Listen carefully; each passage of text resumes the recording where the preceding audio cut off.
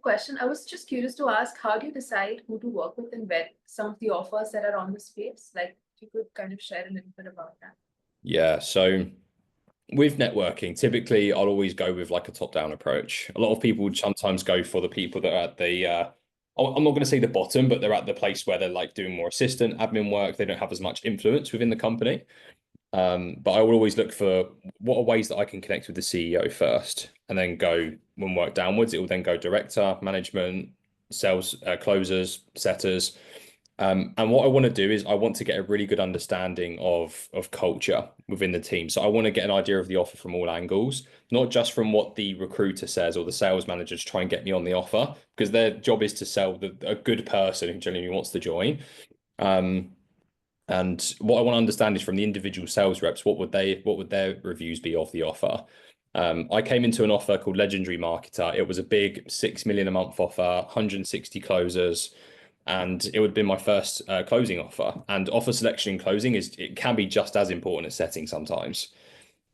Because there's no base, commissions, it can be so up and down. Marketing, it's such a marketing dependent role, closing. So for me, what I did is I networked with 15 to 20 closers within that offer, and I asked them all about their individual experiences, and I was like getting down to the detail with what it was, and then from there it made it so easy for me to get into the offer, because I knew all of those people as well, and I actually have full clarity on, right, this is definitely the offer that I want to get into. When I got into it, getting those 10 to 15k months was pretty simple, and I'd verified the offer and the numbers in order to hit the goals. So yeah, that's like how I would vet, is definitely go through to their salespeople to understand the culture, how it is working there. Do they feel fulfilled? Have they been there a long time? Their average churn. So that's all of like, I guess, more qualitative stuff. But as far as on the quantitative, the numbers are really, really important to me, especially when it comes to SDR. And if I come across a business where I say, hey, so as far as the lead flow that you've got at the moment, what is the current lead to set for a lot of the leads that come through for setting? Okay, and then what are marketing projections to make sure they're keeping on top of set opportunities and actually growing the setting team.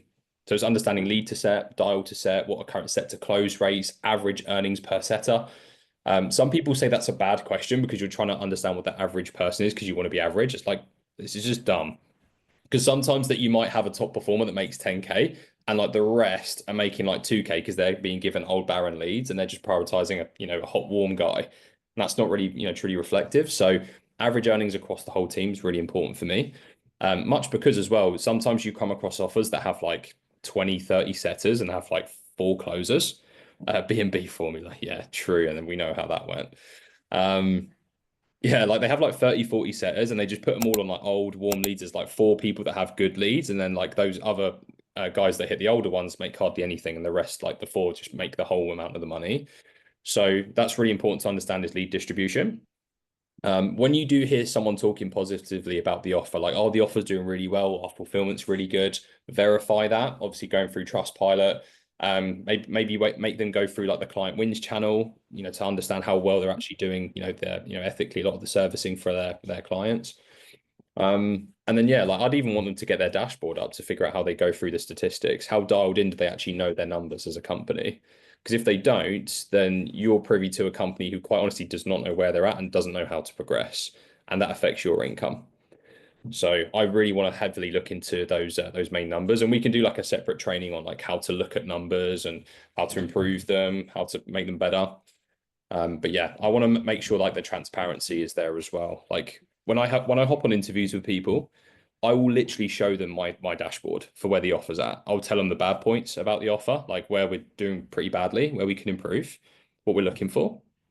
And then another thing as well is I look for, I actually tell people like what are the main things we're focusing on as far as goals. And then in the numbers, I'm going to tell them exactly what we need to get there. An example is I've just created a Google Doc that basically explains how I'm going to get an offer to 1 million a month, down to literally how many leads we need, how many sets, how many dials, just so that every detail is granular and it makes it super easy for me to understand where we're going. Because if you can do that as an individual, you can do it for a team quite easily. So yeah, I mean, once again, the answer is very long. There's so many different facets, but to summarize it, the main thing is get an understanding of the culture from the individual performers that are working there. get an idea of client success as far as, reviews online, looking at their testimonials, just making sure it doesn't seem like just, copy and paste stuff that they're paid to say almost, right? And there's a good example of them, good amount. And then, yeah, making sure that like when you have the interview, they're very open about their numbers when you question them. If they kind of hide or withdraw and just try and oversell, I wouldn't hop in that offer. There's a lot they're hiding. Yeah, you also mentioned an interesting point where you talked about lead generation, like essentially where some of them, some setters or closers are getting old leads and some of them are getting like warm new leads, and that's the income parity in that.